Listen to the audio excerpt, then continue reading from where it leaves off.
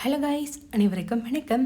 இப்போ தான் நம்ம சேனலுக்கு ஃபர்ஸ்ட் டைம் வரீங்கன்னா மறக்காம நம்ம சேனலை சப்ஸ்கிரைப் பண்ணி வச்சுட்டு பாருங்கள் கைஸ். இப்போ நம்ம பார்க்கக்கூடிய புதிய கதையின் தலைப்பு மீண்டும் வசமானேன் என் ராவணனிடம். வாங்க கதைக்குள்ளே போகலாம். சென்னையின் இதய பகுதியில் பறந்து விரிந்திருந்தது அந்த ஜமீன் சுந்தரபதனன் இல்லம். சுற்றிலும் அடர்ந்த மரங்களும் கம்பீரமான தேக்குமர கதவுகளும் தலைமுறை தலைமுறையாக பராமரிக்கப்பட்டு வரும் தஞ்சாவூர் ஓவியங்களும் அந்த குடும்பத்தின் தொன்மையையும் சொல்லப்படாத அதிகாரத்தையும் பறைச்சாற்றின. அதிகாலை நேரத்து அமைதியில் ஹாலின் நடுவே இருந்த பிரம்மாண்டமான தேக்கு நாற்காலியில் அமர்ந்து நாளிதழை படித்து கொண்டிருந்தார் குடும்பத்தின் தலைவர் சுந்தரவதனன். அவருக்கு சற்று தள்ளி தேநீர் கோப்பையை மேஜை மீது வைத்தபடி அமர்ந்திருந்தார் அவரது மூத்த அண்ணன் ராஜசேகர். சுந்தரவதனனும், அண்ணா, இன்னைக்கு நம்ம ஃபார்மா கம்பெனியோட புது பிளான்ட்டுக்கான லேண்ட் அக்ரிமெண்ட் ஃபைனல் ஆகுது. ராஜசேகரோ, நல்ல விஷயம் சுந்தரம். ஆனால் பிஸ்னஸில் நம்ம எவ்வளோதான் தெளிவாக இருந்தாலும் சொந்த குடும்பத்துக்குள்ளே இருக்கிற சுளிப்புகளை மறந்துடக்கூடாது. அவர் சொல்லி முடிப்பதற்குள் மாடியிலிருந்து அடி எடுத்து வைத்து கீழே வந்தாள் ராஜசேகரின் மகன் கௌதமின் மனைவி ஷாலினி. உயர் சமூகத்து ஆடம்பரம் அவளது ஆடைகளிலும் நடையிலும் அப்பட்டமாக தெரிந்தது. கையில் இருந்த நவீன ரக தொலைபேசியை பார்த்தபடியே சலிப்பாக பேசினாள். என்னம்மா, மார்னிங் 6 o'clock கூட ஆகலை, அதுக்குள்ள ஆஃபீஸ் விஷயமா? இந்த வீட்டில் யாருக்குமே கொஞ்சம் கூட லைஃப்பை என்ஜாய் பண்ணவே தெரியல. அவள் பேச்சை சட்டை செய்யாமல் பூஜை அறையில் இருந்து பித்தளை தட்டில் மலர்களை அடுக்கி கொண்டு வந்தாள் சிவகாமி அம்மையார். அவருக்கு பின்னால் மெல்ல சிரித்தபடி வந்தாள் ராஜசேகரின் மனைவி மீனாட்சி. ஏன் ஷாலினி, உனக்கு தான் இந்த வீட்டில் இருக்கிற எதுவுமே பிடிச்சதில்லையே? இதழிக்கா காலையிலே எழுந்து தோட்ட பக்கம் போயிருக்கா பாரு, அவளை பார்த்து கொஞ்சமாவது கற்றுக்கோ. மீனாட்சி குரலில் பாராட்டு போல தோன்றிய நச்சுத்தன்மை அப்பட்டமாக இருந்தது. அவளது எண்ணம் முழுவதும் இந்த தொழிலிலும் குடும்ப சொத்திலும் தன் மகன் கௌதமுக்கு தான் முதல் உரிமை கிடைக்க வேண்டும் என்பதாகவே இருந்தது. அப்போது வீட்டின் பிரம்மாண்டமான பிரதான தேக்கு மர வாசற்படியை கடந்து உள்ளே வந்தாள் இதழிகா. கையில் பூக்கள் நிரம்பிய சிறிய மூங்கில் கோடை. பனித்துளிகள் விலகாத அந்த அதிகாலை வேளையில் அடர் சிவப்பு நிற பட்டுப்புடவையில் அவள் நடந்து வந்த காட்சி அந்த பழம்பெரும் மாளிகைக்கு மேலும் லட்சுமிகரத்தை கொட்டியது. அவள் உடுத்தியிருந்த பட்டுப்புடவையின் மடிப்புகள் ஒவ்வொன்றும் ஒரு சிற்பத்தின் மீது சுற்றப்பட்ட சேலையைப் போல கச்சிதமாக அமைந்திருந்தன. இடைவரை அலை அலையாக பரவி கிடந்த அடர்ந்த நீண்ட கருங்கோந்தல் அவளது ஒவ்வொரு நடைக்கும் ஏற்ப மெல்ல அசைந்தாடியது. நெற்றியில் இட்டிருந்த சிறிய கருப்பு பொட்டும் கண்களை அழகாக கோடிட்டிருந்த மைத்தீட்டலும் அவளது கூர்மையான முக அமைப்பிற்கு ஒரு தனித்துவமான அழகை கொடுத்தன. செதுக்கியது போன்ற கூர்மையான மூக்கும் இயற்கையிலேயே சிவந்திருந்த உதடுகளும் அவளது எழிலுக்கு மேலும் அழகு சேர்த்தன. மென்மையான தோற்றம் கொண்டவளாக இருந்தாலும் அவளது பார்வையிலும் நடையிலும் ஒரு ஜமீன் பரம்பரையின் கம்பீரமும் தன்னம்பிக்கையும் அப்பட்டமாக மிளிர்ந்தன.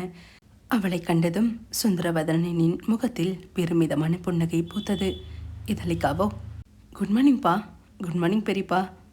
சுந்தரவதனனோ, வாமா இதழிக்கா, டுடே உன்னோட நியூ ப்ராஜெக்ட் ஸ்டார்ட் ஆகுதுல்ல, எல்லாமே பக்காவா பிளான் பண்ணிட்டியா? இதழிக்காவோ, எல்லாமே பர்ஃபெக்டாக ரெடியாக இருக்குப்பா. நம்ம ஃபார்மா கம்பெனியோட நியூ பிளான்ட்டுக்கான லேண்ட் அக்ரிமெண்ட்டில் இன்றைக்கி சைன் பண்ணிட்டா நெக்ஸ்ட் மந்த்லேருந்து ஒர்க் ஸ்டார்ட் பண்ணிடலாம். அப்போது தோட்டத்து பக்கத்தில் இருந்து வேகமாக கையில் ஃபைல்களோடு உள்ளே நுழைந்தான் கௌதம். சுந்தரப்பா, ஒரு நிமிஷம். இன்றைக்கி நடக்கிற டீல் அவ்வளோ ஈஸி கிடையாது. நமக்கு ஆப்போசிட்டாக இருக்கிற ஆர்கே குரூப்ஸ் கூட அந்த லேண்டை வாங்க ட்ரை பண்ணுறாங்க. ஸோ நம்ம கொஞ்சம் கேர்ஃபுல்லாக இருக்கணும். அதை கேட்ட ஷாலினியோ, வாட், ஆர்கே குரூப்ஸா? அவங்க சிட்டிலேயே மிகப்பெரிய கார்ப்பரேட் ராட்சசங்க ஆச்சே. கௌதம், அவங்க கூடவா நம்ம இதழிக்கா மோத போகிறா? கிண்டலாக சிரித்தாள். இதழிக்கா நிதானமாக அழுத்தமான குரலில், யாராக இருந்தா என்ன நீ? அந்த லேண்ட் நம்ம கம்பெனியோட வளர்ச்சிக்கு ரொம்ப முக்கியம். அதை யாருக்காகவும் நம்ம விட்டு கொடுக்க வேண்டிய அவசியம் இல்லை. அவளது குரலில் இருந்த அந்த உறுதியை கண்டு சுந்தரவதனன் கம்பீரமாக நிமிர்ந்து அமர்ந்தார். ஆனால் அதே நேரத்தில் கதவின் ஓரத்தில் நின்று கொண்டிருந்த மீனாட்சியின் கண்களில் ஒரு சிறிய பொறாமை மின்னல் வெட்டி மறைந்தது. இதழிகாவின் இந்த தன்னம்பிக்கைதான் அவளுக்கு எப்போதும் எதிரியாக இருந்தது. ஆலந்தூர் ஜமீன் குடும்பத்தின் அத்தனை கண்களும் இதழிகாவின் மீது நிலைத்திருக்க தன்னுடைய முதல் மிகப்பெரிய பிஸ்னஸ் களத்தில் அடியெடுத்து வைக்க ஆயத்தமானாள் அந்த நிலவரசி. சென்னையின் அதிநவீன பகுதியின் மையத்தில் வானை தொடும் கம்பீரத்தோடு நின்றிருந்தது ஆர்கே டவர்ஸ். 100 தளங்களை கொண்ட அந்த பிரம்மாண்டமான கட்டிடத்தின் 80வது தளத்திலிருந்து குளிரூட்டப்பட்ட அறை. வெளியுலக சத்தங்கள் எதுவுமின்றி நிசப்தத்தில் மூழ்கியிருந்தது. கண்ணாடி சுவருக்கு அப்பால் பறந்து விரிந்திருந்த மாநகரத்தை கூர்மையாக பார்த்தபடி நின்றிருந்தான் ருத்ரதேவ்.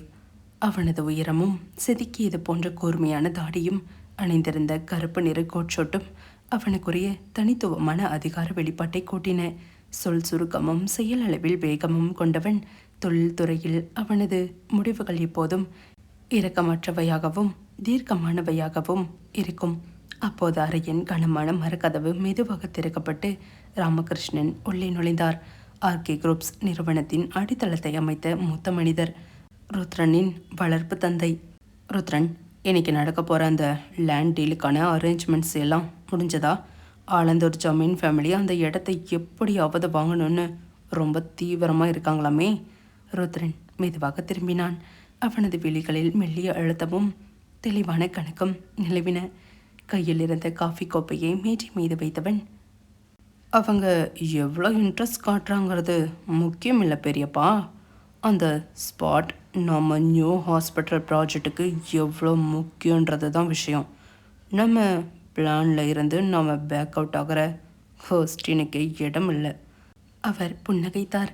ருத்ரனின் இந்த உறுதியும் தெளிவும் தான் அவரை பல நேரங்களில் வியக்க வைக்கும். அதே நேரத்தில் அவனது தம்பி அர்ஜுன் உற்சாகத்தோடு அறைக்குள் நுழைந்தான். ராமகிருஷ்ணனின் சொந்த மகனான அர்ஜுன் ருத்ரனை தன் சொந்த அண்ணனை விட அதிகமாக மதிப்பவன். அண்ணா, ஆலந்தூர் ஃபேமிலியில் இருந்து சுந்தரபத்ரன் வரலையாம். அவரோட பொண்ணு இதழிகா தான் இந்த அக்ரிமெண்ட்டை டைரெக்டாக ஹேண்டில் பண்ண வரா. கூட அவங்க அண்ணன் கௌதமும் வரான்.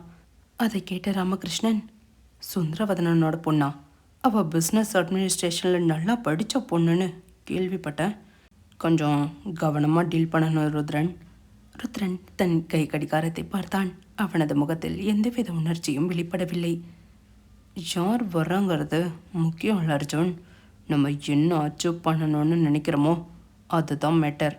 காரை ரெடி பண்ண சொல்லு. அதே நேரத்தில் ஆர்கே குடும்பத்தின் பிரம்மாண்டமான பங்களாவில் பூஜை அறையை சீரமைத்து கொண்டிருந்தார் ராஜலட்சுமி அம்மையார். ராமகிருஷ்ணனின் மனைவியான அவர் ருத்ரனை தன் சொந்த மூத்த மகனாகவே வளர்த்தார். ருத்ரனின் அதிகார குணத்திற்கு பின்னால் இருக்கும் தனிமையையும் கோபத்தையும் உணர்ந்த ஒரே தாயுள்ளம் அவளுடையது மட்டுமே. அப்போது ஹாலில் அமர்ந்திருந்த மொபைலில் பேசி முடித்த பவானி, ராமகிருஷ்ணனின் தங்கை, முகத்தை சுளித்தபடி ராஜலட்சுமி அருகில் வந்தாள். அவளுக்கு எப்போதும் ருத்ரனின் கையில் குடும்பத்தின் மொத்த அதிகாரமும் இருப்பது பிடிப்பதில்லை. பவானியோ, அண்ணி, உங்கள் வளர்ப்பு மகனோட டாமினேஷன் நாளுக்கு நாள் அதிகமாகிட்டே போகுது. இன்னைக்கு நடக்கிற பெரிய பிஸ்னஸ் டீலுக்கு என் பையன் விக்ரமையும் கூட கூட்டிகிட்டு போயிருக்கலாம்ல. எல்லாத்தையும் அவனே பண்ணான். விக்ரம் எப்போ தான் தொழிலை கற்றுக்கிறது? சோஃபாவில் அமர்ந்திருந்த விக்ரம் தாயின் பேச்சை கேட்டு லேசாக தலை நிமிர்ந்தான். ருத்ரனின் இடத்தை அடைய வேண்டும் என்ற பேராசை அவனது நெஞ்சுக்குள் கன்று கொண்டிருந்தது. ராஜலட்சுமியோ, பவானி, யார் கற்றுக்கிறாங்கிறது முக்கியம் இல்லை. இந்த மொத்த குடும்பத்தையும் கம்பெனியையும் காப்பாற்றுற ரெஸ்பான்சிபிலிட்டி ருத்ரன் கிட்டே இருக்கு. அவனுக்கு எது சரி எது தப்புன்னு நல்லாவே தெரியும். பவானி பதில் பேச முடியாமல் உதட்டை கடித்து கொண்டு நகர்ந்தாள். சென்னை வர்த்தக மையத்தின் பிரம்மாண்டமான ஹாலில் ஆலந்தூர் ஜமீன் குடும்பத்தின் வாகனம் வந்து நின்றது. கதவு திறக்கப்பட பட்டு புடவையின் அழைப்பாயும் அழகோடும் கம்பீரமான நடையோடும் கீழே இறங்கினாள் இதழிகா. அவளது பார்வையில் ஒரு புதிய கார்ப்பரேட் களத்தை சந்திக்க போகும் தெளிவு மிளர்ந்தது. அடுத்த சில நிமிடங்களில் சீறி பாய்ந்து வந்து நின்றது ருத்ரனின் கருப்பு நிற சொகுசு வாகனம். கதவை திறந்து கொண்டு கம்பீரமாக வெளியே வந்தான் ருத்ரதேவ். அதிகாரமும் ஆதிக்கமும் நிறைந்த அந்த இரு வேறு துருவங்கள் முதன்முறையாக அந்த வர்த்தக மையத்தின் வாசலில் நேருக்கு நேர் சந்தித்து கொள்ளும் அந்த தருணம் நெருங்கியது. சென்னை வர்த்தக மையத்தின் பிரம்மாண்டமான பிரதான நுழைவாயிலில் நண்பகல் வெயிலின் வெளிச்சத்தில் அந்த பகுதி முழுவதுமே ஏதோ ஒரு பெரிய அதிகார போருக்கு ஆயுதமாவது போல நிசப்தமாக இருந்தது. அப்போது ஆலந்தூர் ஜமீன் குடும்பத்தின் கருப்பு நிற ஆடம்பர வாகனம் மெதுவாக வந்து நுழைவாயிலில் நின்றது. ஓட்டுநர் விரைந்து வந்து பின்புற கதவை திறந்துவிட உள்ளிருந்து அடி எடுத்து வைத்து கீழே இறங்கினாள் இதழிகா. பட்டுப்புடவையின் முந்தானை தோளில் கம்பீரமாக படபடக்க கையில் இருந்த நேர்த்தியான ஃபைலை அணைத்து கொண்டு பார்வையை சற்றும் திருப்பாமல் சுற்றிலும் இருந்த மனிதரையோ சூழலையோ துளியும் சட்டை செய்யாமல் நிமிர்ந்த நடையோடு நேராக அரங்கை நோக்கி நகர்ந்தாள். அவளுக்கு பக்கபலமாக கூர்மையான பார்வையோடு அவளது அண்ணன் கௌதமும் நடந்து வந்தான். அதே வினாடி சீறி பாய்ந்து வந்து அதற்கு சற்று தள்ளி நின்றது ருத்ரனின் ரோல்ஸ் ராயல்ஸ் வாகனம். அனைவரின் பார்வையும் அந்த வாகனத்தின் மீது நிலைக்க காரின் முன் கதவை திறந்து கொண்டு முதலில் கீழே இறங்கினான் அர்ஜுன். ஆனால் பின்புற கதவு திறக்கப்படவே இல்லை. காரின் பின்பக்க கண்ணாடியின் வழியை பார்த்தபோது உள்ளே ருத்ரன் யாரோ ஒரு சர்வதேச முதலீட்டாளரிடம் மிக தீவிரமாக கைபேசியில் உரையாடி கொண்டிருப்பது மங்களாக தெரிந்தது. அரங்கை நோக்கி மிக கம்பீரமாக நடந்து சென்று கொண்டிருந்த இதழிகாவையும் கௌதமையும் பார்த்த அர்ஜுன் லேசாக பதற்றத்தோடு காரின் பின்புற கண்ணாடியை தட்டி, அண்ணா, ஆலந்தூர் ஃபேமிலி உள்ளே போயிட்டாங்க. அந்த கணமே கைபேசி உரையாடலை முடித்து அதை சுருக்கமாக அணைத்து மேஜை மீது வைப்பது போல காரில் வைத்தான் ருத்ரன். காரின் கதவு மெதுவாக திறந்தது. அவனது பளபளக்கும் கருப்பு நிற காலணிகள் தரையை தொட்டன. கம்பீரமான உயரமும் கோட்ஷொட்டின் மிடுக்கோடு கீழே இறங்கிய ருத்ரனின் பார்வையில் ஒரு கட்டுப்படுத்த முடியாத அசுரத்தனம் மிளர்ந்தது. கை கடிகாரத்தை சரி செய்தபடி யாரையும் ஏறெடுத்து பார்க்காமல் தன் நீண்ட காலடிகளால் அரங்கிற்குள் நுழைந்தான். வர்த்தக மையத்தின் பிரதான கூட்ட அரங்கு. நடுவே இருந்த பிரம்மாண்டமான கண்ணாடி மேஜையின் ஒரு பக்கத்தில் இதழிகாவும் கௌதமும் அமர்ந்திருக்க, எதிர்முனையில் நிலத்தின் உரிமையாளரான மூத்த தொழிலதிபர் ரத்தினம் அமர்ந்திருந்தார். அம்மா இதழிகா, உங்கள் குடும்பத்து மேலே எனக்கு ரொம்ப பெரிய மரியாதை இருக்குது. ஆனால் இந்த லேண்டோட கரண்ட் மார்க்கெட் வேல்யூ ரொம்ப அதிகமாக இருக்குது. நீங்கள் கேட்குற ஆஃபர். ரத்தினம் பேசி முடிப்பதற்குள் கதவுகள் பலமாக திறக்கப்பட உள்ளே கம்பீரமாக அடி எடுத்து வைத்தான் ருத்ரன். அவனது வருகையே அந்த அறையின் வெப்பநிலையை கூட்டுவது போல இருந்தது. யாரிடமும் அனுமதி கேட்காமல் இதழிகாவிற்கு நேரெதிரே இருந்த முதன்மை நாற்காலியை இழுத்து அமர்ந்தான். அவனை பார்த்ததும் ரத்தினத்தின் முகத்தில் லேசான பதற்றம் தொற்றிக்கொண்டது. ருத்ரன் மிகவும் ஆழமான கம்பீரமான குரலில், மிஸ்டர் ரத்தினம், டைம் இஸ் மணி. நீங்கள் என்ன பேச போகிறீங்கன்னு எனக்கு தெரியும். ஆலந்தூர் ஃபேமிலி கேட்குற தொகையை விட 20% அதிகமாக ஆர்கே குரூப்ஸ் தர ரெடியாக இருக்குது. செக்கை இப்போவே சைன் பண்ணி தரேன். லேண்ட் எனக்கு வேணும். That's all. ருத்ரனின் அந்த அதிரடியான ஆதிக்கம் அறையில் இருந்த அனைவரையும் அதிர வைத்தது. கௌதம் கோபத்தில் நிமிர்ந்து உட்கார இதழிகா மட்டும் சற்றும் பதற்றப்படாமல் லேசாக புன்னகைத்தாள். அவளது அமைதியும் நிதானமும் ருத்ரனின் பார்வையை முதன்முறையாக அவள் பக்கம் திருப்பியது. இதழிகா கூர்மையான தெளிவாக ஒழித்த குரலில், 1 செகண்ட் மிஸ்டர் ருத்ரதேவ், இது ஏலம் விடுற இடம் கிடையாது. Business deal. பணத்தை தூக்கி எரிஞ்சா லேண்ட் கிடைச்சிடும்னு நினைக்கிறது உங்கள் அறியாமை. ருத்ரனின் புருவங்கள் லேசாக உயர்ந்தன. அவனது கூர்மையான கண்கள் இதழிகாவை ஆராய்ந்தன. அறியாமையா? பிஸ்னஸில் பணமும் பவரும் தான் முடிவு பண்ண மேடம். ஆர்கே குரூப்ஸ் நினச்சா இந்த செகண்டே இந்த லேண்டை பை பண்ண முடியும். இதழிகா லேசான எல்எல் சிரிப்புடன், பை பண்ணலாம், ஆனால் பயன்பாட்டுக்கு கொண்டு வர முடியுமா மிஸ்டர் ரத்தினம்? நீங்கள் அந்த லேண்டை வச்சிருக்கிற பகுதி க்ரீன் ஜோன் கீழே வருது. அங்கே ஆர்கே குரூப்ஸ் பிளான் பண்ணுற மாதிரி கெமிக்கல் ஹாஸ்பிட்டல் கட்டினா கவர்மெண்ட் ஃப்ளோர் அப்ரூவல் தரவே தராது. கேஸ் கோர்ட்டுக்கு போகும். உங்கள் பணம் பல வருஷத்துக்கு அங்கேயே முடங்கி போகும். இதழிகா சொன்ன அந்த ஒரு பாயிண்ட் அறையில் இருந்த அர்ஜுனையும் ரத்தினத்தையும் தூக்கி வரி போட்டது. இதழிகா தன் ஃபைலை திறந்து ஒரு வரைபடத்தை மேஜை மீது வைத்தாள். ஆனால் நாங்கள் அங்கே அமைக்க போகிறது ஹெர்பல் ஃபார்மா சென்டர். அதுக்கு கவர்மெண்ட்டோட முழு சப்போர்ட்டும் இருக்குது. அப்ரூவலும் ஆல்ரெடி ப்ராசஸில் இருக்குது. மிஸ்டர் ரத்தினம், உங்களுக்கு உடனடி பணத்தை விட சட்ட ரீதியான பாதுகாப்பும் மாதாந்திர ராயல்ட்டியும் தான் முக்கியம். அதை நாங்கள் 100% கேரண்டி தரோம். இதழிக்காவின் இந்த கூர்மையான புத்திசாலித்தனமான பேச்சை கேட்டு ரத்தினத்தின் முகத்தில் யோசனை கூடியது. அர்ஜுன் அதிர்ச்சியோடு ருத்ரனை பார்த்தான். ருத்ரனின் முகத்தில் இருந்த அந்த ரஃப் லுக் மாறவே இல்லை. ஆனால் அவனது கண்கள் இதழிக்காவின் தன்னம்பிக்கையான முகத்தையே ஆழமாக பார்த்தன. தன் வாழ்நாளில் தன்னை எதிர்த்து தன் திட்டத்தையே சட்ட ரீதியாக உடைத்து பேசிய முதல் பெண்ணை அந்த இதழிக்காவை முதன்முறையாக ஒரு எதிரியாக மட்டுமல்ல, தனக்கு இணையான ஒரு ஆளுமையாக உணர்ந்தான் ருத்ரன். கூட்ட அரங்கில் நிலவிய அந்த கனத்த அமைதியை இதழிக்காவின் வார்த்தைகள் மேலும் அதிகரித்தன. கிரீன் ஜோன் என்ற ஒரே ஒரு சட்டப்பூர்வமான புள்ளியை வைத்து ஆர்கே குரூப்ஸின் பிரம்மாண்டமான பணபலத்தை நொடியில் அசைத்து பார்த்திருந்தாள் இதழிகா. நிலத்தின் உரிமையாளர் ரத்தினம் தயக்கத்தோடு ஃபைலை பார்த்தார். ரத்தினமோ, மேடம் சொல்கிறது யோசிக்க வேண்டிய விஷயந்தான் மிஸ்டர் ருத்ரன். கோர்ட் கேஸ்னு போனால் ஏன் பண்ணோம் முடங்கி போயிடும். கௌதமின் முகத்தில் ஒரு வெற்றியின் புன்னகை அரும்பியது. ஆனால் இதழிகா தன் நிதானத்தை இழக்காமல் ருத்ரனையே கூர்மையாக பார்த்து கொண்டிருந்தாள். ருத்ரன் மெதுவாக தன் இருக்கையிலிருந்து எழுந்து நின்றான். அவனது பிரம்மாண்டமான உயரமும் கம்பீரமும் அங்கிருந்த அனைவருக்கும் ஒரு மெல்லிய அழுத்தத்தை கொடுத்தன. மேஜை மீது இரு கரங்களையும் ஊன்றி இதழிக்காவை நேருக்கு நேராக பார்த்தான்.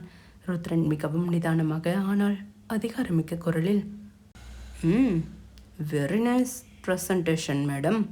ஆனால் அறவைக்காடு தகவலை வச்சு ருத்ராவோட பிளானை கொஸ்டின் பண்ணுறது கொஞ்சம் டேஞ்சரஸ். இதழிக்காவின் புருவங்கள் லேசாக சுருங்கின. ருத்ரன் தன் தம்பி அர்ஜுனை பார்த்தான். அர்ஜுன் உடனடியாக தன் கையில் இருந்த சிவப்பு நிற ஃபைலை எடுத்து மேஜை மீது வைத்தான். நீங்கள் சொல்கிற அந்த கிரீன் ஜோன் ரூல்ஸ் போன மாதத்தோட கவர்மெண்ட் நோட்டிஃபிகேஷன் படி சேஞ்ச் ஆகிடுச்சு. அந்த ஏரியா இப்போது ஸ்பெஷல் எக்கனாமிக் ஜோன் கீழே கொண்டு வரப்பட்டிருக்கு. தட் மீன்ஸ் அங்கே நாங்கள் கட்ட போகிற ஹாஸ்பிட்டலுக்கு ஆல்ரெடி சென்ட்ரல் கவர்மெண்ட் NOC கொடுத்துட்டாங்க. அர்ஜுன் அந்த அரசாங்க உத்தரவின் நகலை ரத்தினத்தின் முன்னால் நகர்த்தினான். அதை பார்த்ததும் கௌதமின் முகம் வெளுத்து போனது. ருத்ரன் இதழிக்காவை நோக்கி ஒரு அடி எடுத்து வைத்தான். அவனது பார்வையில் ஒரு அசுரத்தனமான கம்பீரம் ஜொலித்தது. ருத்ரனோ, பிஸ்னஸ்ங்கிறது வெறும் சட்ட புத்தகத்தை மனப்பாடம் பண்ணுறதில்ல மிஸ் இதழிக்கா. அதுக்கு முன்னாடி என்ன நடக்கும், பின்னாடி என்ன நடக்கும்னு கணக்கு போடுறது. நீங்கள் சொல்கிற அந்த மாதாந்திர ராயல்ட்டியை விட இந்த லேண்டோட மொத்த வேல்யூவையும் ஒரே தவணையில் வித் 25% போனஸாகவே ஆர்கே குரூப்ஸ் இப்போவே செக்காக தரோம். ரத்தினம் அந்த ஆவணங்களையும் செக்கையும் பார்த்த அடுத்த வினாடி அவரது கண்கள் விரிந்தன. ஒரு தொழிலதிபராக அவருக்கு இது மறுக்க முடியாத மிகப்பெரிய ஆஃபர். ரத்தினமோ, இது உண்மையாகவே மார்க்கெட் வேல்யூவை விட ரொம்ப அதிகம் mister Rudran. I am impressed. Gautham கோபத்தோடு, மிஸ்டர் ரத்தினம், நாங்கள் முதலே அக்ரிமெண்ட் டிராஃப்ட் பண்ணி வந்திருக்கோம். நீங்கள் இப்படி நடுவில் வார்த்தை மாறக்கூடாது. ருத்ரன் கௌதமை ஏறெடுத்து கூட பார்க்காமல் இதழிக்காவை பார்த்தபடி, டைம் வேஸ்ட் பண்ணாதீங்க மிஸ்டர் கௌதம். பிஸ்னஸில் சென்டிமெண்ட்டுக்கு இடம் இல்லை. பணம், பவர், அக்யூரசி, இது மூணு யார்கிட்ட இருக்கோ வெற்றி அவங்களுக்கு தான். இதழிக்கா மெதுவாக எழுந்து நின்றாள். ருத்ரனின் இந்த அதிரடி பதிலடி அவளுக்கு சிறிய அதிர்ச்சியை கொடுத்திருந்தாலும் அதை அவள் தன் முகத்தில் காட்டிக்கொள்ளவில்லை. அவளது கூர்மையான கண்கள் ருத்ரனின் தைரியமான பார்வையை சந்தித்தன. இதழிக்காவோ, பணத்தை வச்சு எல்லாரையும் வெள்ள பேசலான்னு நினைக்காதீங்க மிஸ்டர் ருத்ரன். இந்த முறை இந்த லேண்ட் உங்கள் கைக்கு போகலாம். ஆனால் ஆலந்தூர் ஜமீன் குடும்பம் உங்களோட போட்டியை இப்போ தான் ஸ்டார்ட் பண்ணியிருக்கு. இனி ஒவ்வொரு களத்துலேயும் உங்களுக்கு இதழிக்காவோட டஃப் ஃபைட் இருக்கும். ருத்ரனின் உதடுகளின் ஓரத்தில் ஒரு மெல்லிய கம்பீரமான சிரிப்பு பூத்தது. ஐ ஆம் வெயிட்டிங் மேடம். இந்த ருத்ரனுக்கு ஈக்குவலாக ஆப்போனண்ட் யாருமே இல்லைன்னு ரொம்ப நாளாக போர் அடிச்சிட்டு இருந்தது. லெட்ஸ் சீ உங்கள் ஃபைட் எந்த அளவுக்கு இருக்குன்னு பார்ப்போம். இதழிக்கா சற்றும் தயங்காமல் தன் ஃபைலை எடுத்துக்கொண்டு ருத்ரனை கடந்தபடி கம்பீரமான நடையோடு ஹாலை விட்டு வெளியேறினாள். அவளது பின்னால் கௌதமும் கோபத்தோடு சென்றான். அவர்கள் வெளியேறியதும் அர்ஜுன் லேசாக சிரித்தான். அண்ணா, அந்த பொண்ணு செம்ம போல்டாக பேசுதுண்ணா. உன்னையே நேருக்கு நேர் பார்த்து சவால் விட்டுட்டு போகுது. ருத்ரன் பதில் ஏதும் சொல்லவில்லை. அரங்கத்தின் பிரம்மாண்டமான கண்ணாடி கதவுகளை கடந்து தன் வாகனத்தை நோக்கி கம்பீரமாக நடந்து சென்று கொண்டிருந்த இதழிக்காவை அவனது ஆழ்ந்த பார்வைகள் பின்தொடர்ந்தன. அவள் காரில் ஏறி மறையும் வரை அவளையே பார்த்து கொண்டிருந்தவனின் உதட்டோரத்தில் ஒரு மர்மமான காதலான ஆழமான புன்னகை உதிர்ந்தது. ருத்ரன் தனக்குள்ளேயே மிக மெல்லிய குரலில் ஆழமான பார்வையோடு, நீ இன்னும் மாறவே இல்லடி. அவனது அந்த ஒற்றை வார்த்தையும் விழிகளில் மின்னிய அந்த விசித்திர உணர்வும் அந்த அசுரனின் நெஞ்சுக்குள் புதைந்து கிடக்கும் ஏதோ ஒரு பெரிய ரகசியத்தின் கதவை முதன்முறையாக லேசாக திறந்தன. இதோட இந்த எபிசோட் முடியுது. நெக்ஸ்ட் எபிசோடில் என்ன நடக்க போகுதுன்னு பார்க்கலாம். மறக்காம நம்ம சேனலை சப்ஸ்கிரைப் பண்ணி வச்சுட்டு பாருங்கள் கைஸ். இந்த எபிசோட், இந்த புதிய கதையோட முதல் எபிசோடு எப்படி இருந்ததுன்னு மறக்காமல் கமெண்ட்டில் சொல்லுங்கள். அப்போ தான் எனக்கு தெரியும். தேங்க்ஸ் ஃபார் வாட்சிங். Love you guys. பாய்.